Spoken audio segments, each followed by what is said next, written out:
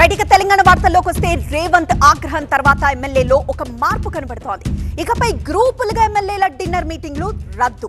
భవిష్యత్తులో అలా డిన్నర్ మీటింగ్లు పెట్టబోము అంటున్నారు ఎన్ఎం శ్రీనివాసరెడ్డి. డిన్నర్ కావాలంటే గాంధీ భవన్ లోనే కూర్చుంటామన్నారు ఎన్ఎం.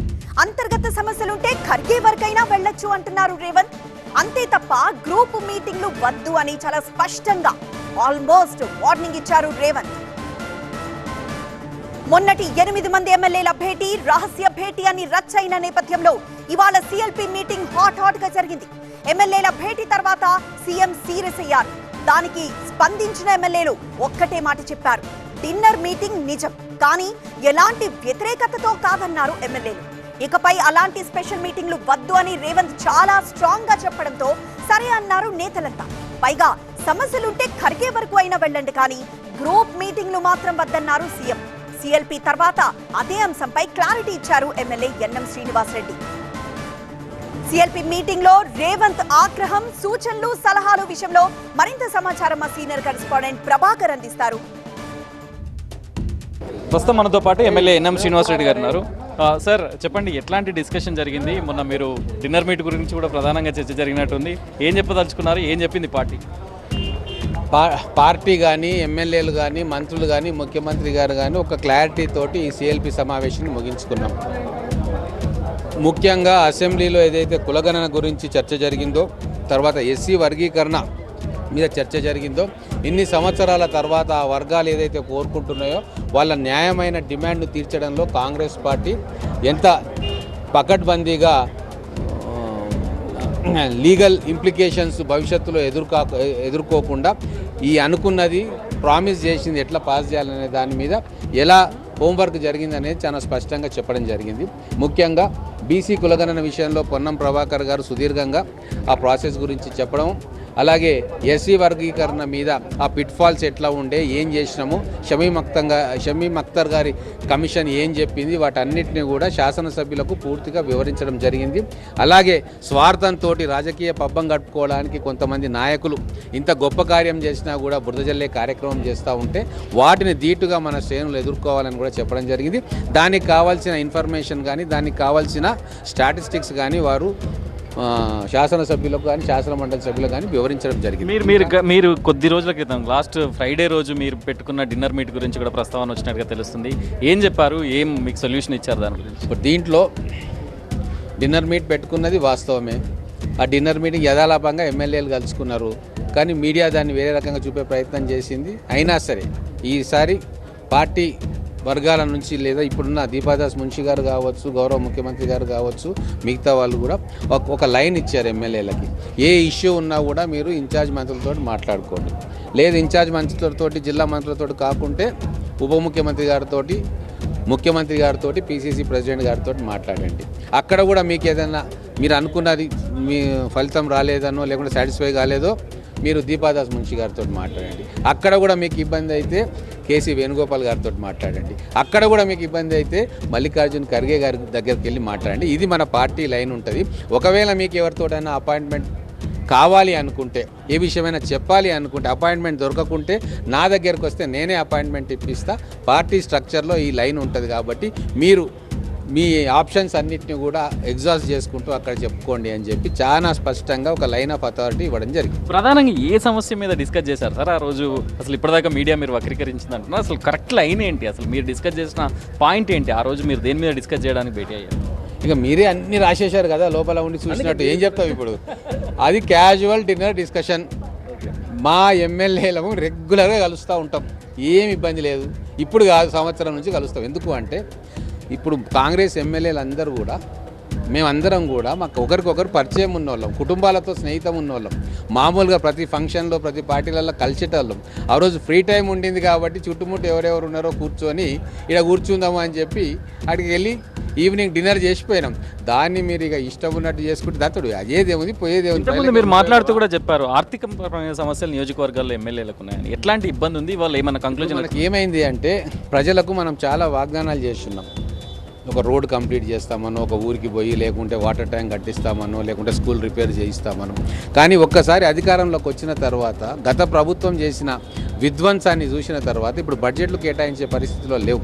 అయినా సరే ఇచ్చిన వాగ్దానాలను పూర్తి చేయాలని చెప్పి రుణమాఫీ కావచ్చు, రైతు భరోసా కావచ్చు, గృహజ్యోతి కావచ్చు, మహిళలకు ఉచిత ప్రయాణం కావచ్చు, ఇవన్నీ చేసుకుంటూ వస్తున్న క్రమంలో ఎమ్మెల్యేలు ఆశించినంతగా ఈ ఫస్ట్ ఇయర్లో వాళ్ళ గ్రామాలకు కానీ నియోజకవర్గాలకు కానీ బడ్జెట్లు పెట్టుకోలేని పరిస్థితి రాష్ట్ర ప్రభుత్వానికి కూడా వాళ్ళకు డెవలప్మెంట్ కోసం కేటాయించాల్సిన నిధులను కేటాయించలేని పరిస్థితి వచ్చింది. కాబట్టి కొంతమంది ఎమ్మెల్యేలకు కొద్దిగా ఇబ్బంది ఉంటుంది. దాన్ని వీళ్ళు సమాధాన పరుస్తూ ఈసారి మనకు ఇబ్బంది అయింది, రుణమాఫీ 23,000 కోట్లు అయింది, కాబట్టి ఈసారి కొద్దిగా అడ్జస్ట్ చేసుకోండి, మళ్ళీ నెక్స్ట్ బడ్జెట్ మార్చి తర్వాత మనకు ఏప్రిల్లో బడ్జెట్ పెట్టుకుంటాము, అప్పుడు ఖచ్చితంగా ఇప్పటికంటే ఎక్కువ నిధులు ఇస్తామని చెప్పి వారు చెప్పడం జరిగింది. ఇక సిఎల్పి మీటింగ్ తర్వాత ఎమ్మెల్యే అనిరుద్ రెడ్డి కీలక వ్యాఖ్యలు చేశారు. ఏ ఫైల్ కి తాను బ్రోకరేజ్ చేయలేదు అంటూ తన కుమారుడి మీద ప్రమాణం చేసి చెప్పారు. ఏ ఫైల్ గురించి ఎవ్వరినీ తాను కలవలేదన్నారు. సీలింగ్ భూములు, ఇతర భూములపై విచారణ జరపాలని లిఖితపూర్వక ఫిర్యాదు ఇచ్చానన్నారు. ఇక విచారణ చేస్తే అన్ని బయటకు వస్తాయన్నారు ఎమ్మెల్యే అనిరుద్ రెడ్డి.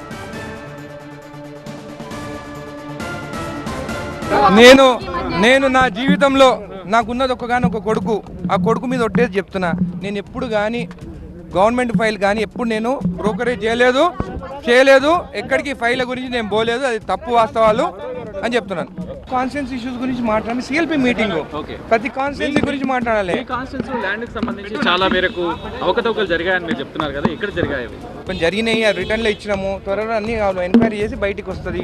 నా ఒక్క దగ్గరైనా కాదు, సీలింగ్ భూములు కానీ మిగులు భూములు ఎక్కడైనా కానీ ప్రాబ్లం ఉంటే ఎంక్వైరీ చేయమని చెప్పి రిటర్న్కి ఇచ్చిన.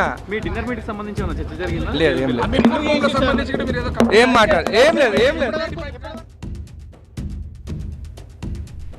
సో అది ఎన్నం మాట్లాడుతూ ఇకపై డిన్నర్ మీటింగ్లు ఉండవు, ఒకవేళ ఉన్నా గాంధీ భవన్ లోనే కూర్చొని అందరం కలిసి డిన్నర్ చేస్తాం తప్ప ఈసారి సెపరేట్ గా డిన్నర్ మీటింగ్లు ఉండవు అంటూ ఎన్నం స్పష్టం చేశారు. మరోవైపు అనిరుద్ మాట్లాడుతూ తాను ఏ ఫైల్ గురించి మాట్లాడలేదు, ఎలాంటి బ్రోకరేజ్ చేయలేదు అంటూ ఒక క్లారిటీ అయితే ఇచ్చారు అనిరుద్. అయితే అనిరుద్ ఇచ్చిన ఈ క్లారిటీతో విచారణ చేస్తే గనక అన్ని బయటకు వస్తాయంటూ ఎమ్మెల్యే అనిరుద్ రెడ్డి ఒక సంచలన వ్యాఖ్యలైతే చేశారు. సో అది సిఎల్పి మీటింగ్ తర్వాత అనిరుద్ రెడ్డి కీలక వ్యాఖ్యలు చేశారు.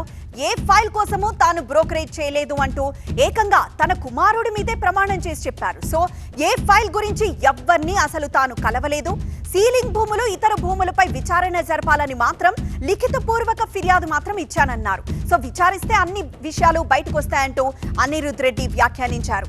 సో దీనికి ఈ డిన్నర్ మీట్ కి సంబంధించి పలువురు నేతలు సిఎల్పి మీటింగ్ తర్వాత ఇలా స్పందించారు.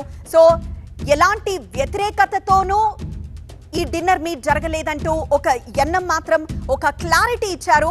అయితే ఎమ్మెల్యేల భేటీ తర్వాత సీఎం కూడా సీరియస్ అవ్వడంతో నేతలు ఇలా పాజిటివ్ గా స్పందించి ఇకపై డిన్నర్ మీటింగ్లు కానీ ఎలాంటి మీటింగ్లు ఉండవు, ఏ మీటింగ్ ఉన్నా గాంధీ భవన్ లోనే జరుపుకుంటామంటూ ఒక క్లారిటీ ఇచ్చారు.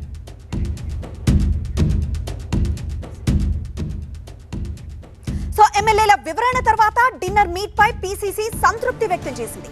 ఎమ్మెల్యేల మీటింగ్ లో తప్పు లేదు అన్నారు మహేష్ కుమార్ గౌడ్. అయితే వాళ్ళ అనుమానాలన్నీ మాత్రం నివృత్తి చేశామంటూ ఒక స్పష్టమైన ఒక క్లారిటీ ఇచ్చారు మహేష్ కుమార్ గౌడ్. ఎమ్మెల్యేలు భోజనం పెట్టుకోవడంలో తప్పేం లేదు. ఎమ్మెల్యేలకు ఉన్నటువంటి అనుమానాలు కూడా చాలా వరకు నివృత్తి చేయగలిగినాం. ఎమ్మెల్యేలు భోజనం పెట్టుకోవడంలో తప్పేం లేదు. ఎమ్మెల్యేలకు ఉన్నటువంటి అనుమానాలు కూడా చాలా వరకు నివృత్తి చేయగలిగినాం. ఎమ్మెల్యేలు భోజనం పెట్టుకోవడంలో తప్పేం లేదు.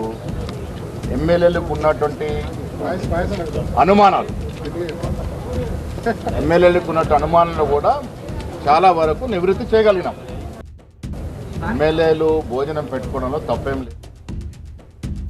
సో డిన్నర్ మీట్ పెట్టుకోవడంలో తప్పు లేదు, ఇకపై ఇలాంటి గ్రూప్ మీటింగ్స్ మాత్రం ఉండవంటూ మహేష్ అలా క్లారిటీగా చెప్తున్నారు.